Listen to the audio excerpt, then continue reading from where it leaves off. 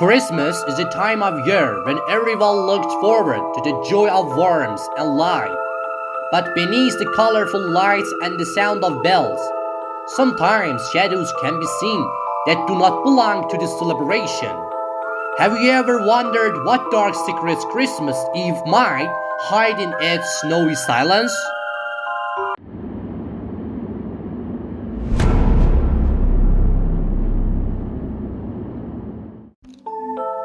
The air was cold, and the snow was gently settling on the ground.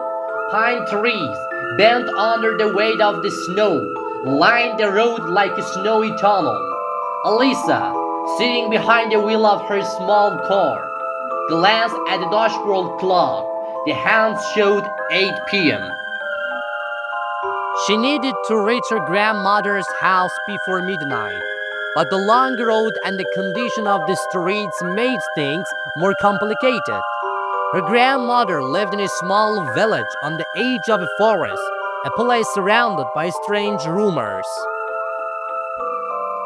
Alisa, a 27-year-old woman living alone in the city, had decided to visit her family for the Christmas holidays. This decision was mostly due to her grandmother's instincts, as she was always worried and used to say, "Christmas is only beautiful when spent with family."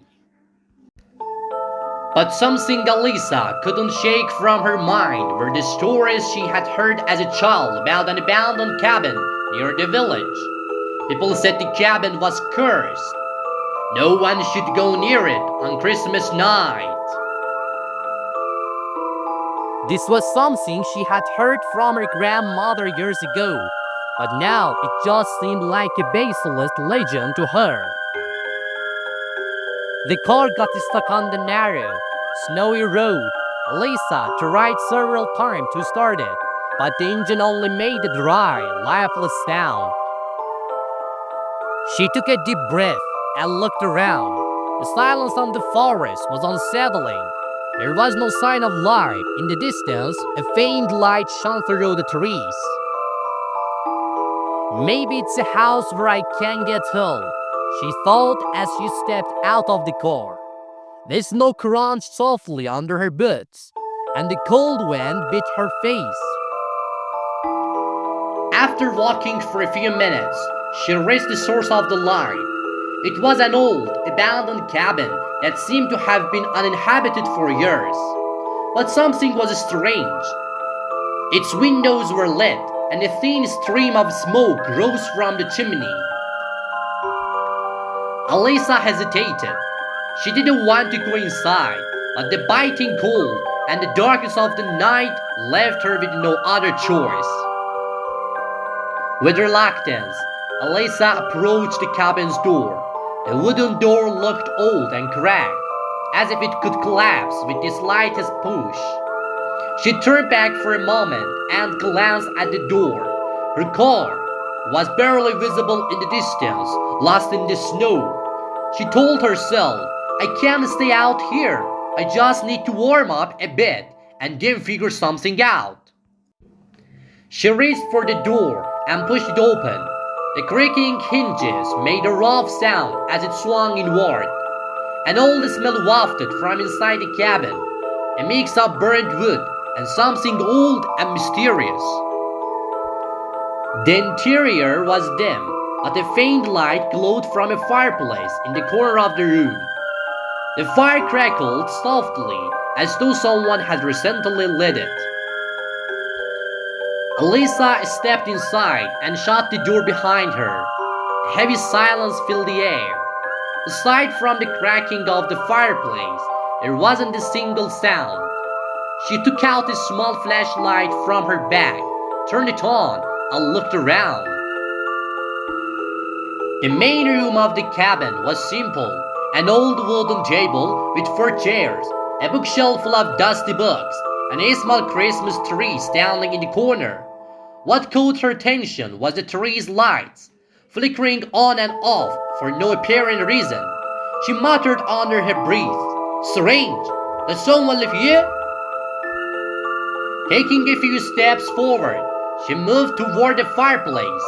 She wanted to warm her frozen hands, but suddenly a faint rustling sound came from behind her. She turned quickly, but there was nothing there. Her heart began to race. She shone the flashlight around the room, but everything was in its place. Yet, she couldn't shake the feeling that someone was watching her. Another noise broke the silence, this time for the adjoining room. The old wooden door leading to the next room was slightly ajar. Alisa hesitated, but her curiosity overcame her fear. With a flashlight in hand, she cautiously approached the door and slowly pushed it open.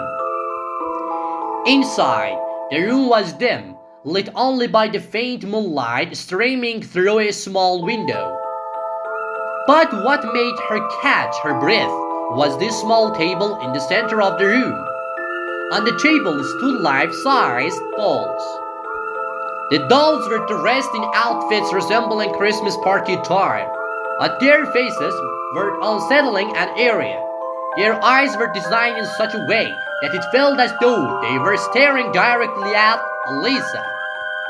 Suddenly, one of the dolls slowly turned its head. Alisa froze, holding her breath, and stepped back. She thought she must be imagining things, but then another doll moved. If you've enjoyed the Christmas story so far, please like this video.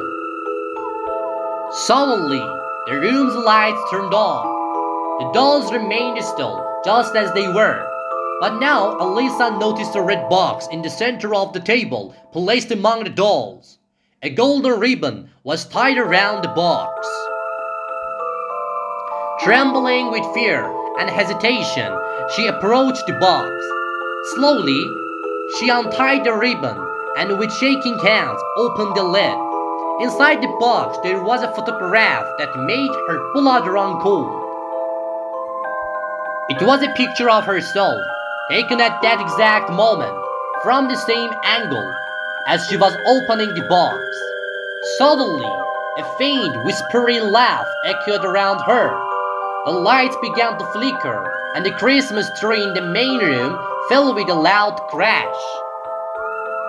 Alisa placed the box back on the table and ran toward the door. But it was locked. No matter how hard she tried, she couldn't open it. Behind her, she heard the sound of soft footsteps. She turned, but there was no one there. Instead, one of the dolls, now standing directly in front of the door, seemed closer than before. The whispers grew louder. "Celebrate Christmas with us, Alisa. Celebrate Christmas with us, Alisa. Celebrate Christmas with us, Alisa." Terrified, Alisa backed off, her back hitting the cold wall of the room. Her heart was racing so fast she thought it might stop any moment. The dolls that had been motionless on the table moments ago now seemed alive. One of them raised its wooden hand, pointing toward the red box. Another whisper emerged from a dark corner. "Open it! Open it!" Gasping for air, Alisa muttered, "Why? What do you want from me?" But there was no response. She decided not to open the box, and instead look for a way to escape. She left the room and returned to the main room, but what she saw made her legs go weak. The Christmas tree, which had previously fallen to the floor, was now upright again, but this time its lights glowed the blood-red hue. Hanging from the branches were strange objects, smaller dolls, each with faces frozen in expressions of silent screams. Alisa ran to the window and tried to open it, but it seemed as though something invisible was keeping it sealed. At that moment, she heard the soft tapping of wooden fingers behind her. "Alisa, it's time for you to stay." And an unfamiliar, elderly woman's voice echoed in her ears. She turned around to see an old woman standing in the corner of the room. The woman had a pale, lifeless face and hollow eyes. She wore a long black dress, and her messy gray hair framed her unsettling visage. In a trembling voice, Alisa asked, "Who are you? What's going on here?" The woman gave a cold smile and replied, "I am the keeper of this house. Anyone who comes here must accept their gift." She pointed to the red box now sitting on the table beside the Christmas tree. "That box holds the key to your freedom, but it comes at a price. Are you ready?" Alisa shook her head vehemently and said, "I just want to leave. My car broke down and I didn't mean to come here." The woman, calm and unbothered, responded, "No one comes here by accident. You've been chosen." Suddenly, the woman vanished, and the sound of the doll's footsteps grew louder from the adjoining room. One by one, they entered the main room, slowly approaching Alisa. She had no choice but to back away toward the fireplace. Next to it, she spotted a small metal rod and quickly grabbed it. "If you come any closer, I'll use this," Alisa shouted, but the dolls continued to approach without paying any attention to her. At that moment, a book fell from the shelf. Alisa almost instinctively moved toward it and opened the book. Inside, there were notes from the previous owner of the cabin. The notes explained that the cabin once belonged to a wealthy family who held grand Christmas celebrations every year. However, on one Christmas night, the entire family mysteriously vanished, and the only thing that remained was a red box. She found a note with these words, "If you open the box, you will either live or you will stay." Alisa took a deep breath and stared at the red box now resting on the table in the middle of the room. The note from the book was still in her hand. "If you open the box, you will either live or you will stay." She looked around. The dolls were now much closer, but it seemed as if they were waiting for her decision. She felt there were no other way out of this nightmare. With trembling hands, she approached the box. "Well, if this is the only way," she muttered and untied the golden ribbon. As soon as she opened the box, the room was filled with a blinding light. The light was so intense that she had to shut her eyes. When she opened them again, she was no longer in the cabin. She found herself in an unknown, eerie place. The sky above was dark, but red stars glowed brightly. The ground was covered with black snow, and tall, leafless trees loomed around her. Alisa looked around and heard a whispering voice. "Welcome, Alisa! Welcome, Alisa!" Do you think Alisa will be able to get to her grandmother on Christmas Eve and escape this scary house? Stay with us until the end of the video to find out. From between the trees, Alisa saw a woman wearing the same long black dress, but now her eyes glowed red. The woman approached her and said, "This is our world, where all the souls that have opened the box are trapped. You will become one of us." Alisa, filled with fear and hesitation, replied, "No, I don't want to stay here. I just wanted to get help." The woman laughed and said, "No, one comes here by accident. Anyone who opens the box must accept their fate." At that moment, the ground beneath Alisa's feet trembled. She looked down and saw the black snow beginning to swallow her feet. She struggled with all her might to free herself, but an invisible force was pulling her down. You must choose, Alisa. The woman's voice echoed in her ears. Either stay with us and become part of this world, or pay a heavy price to return to your own. Alisa screamed. What price?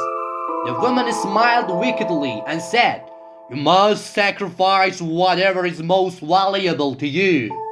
Your heart, your soul, or your memories. The choice is yours. Alisa paused for a moment. She didn't want to lose anything, but she knew she had to make a decision.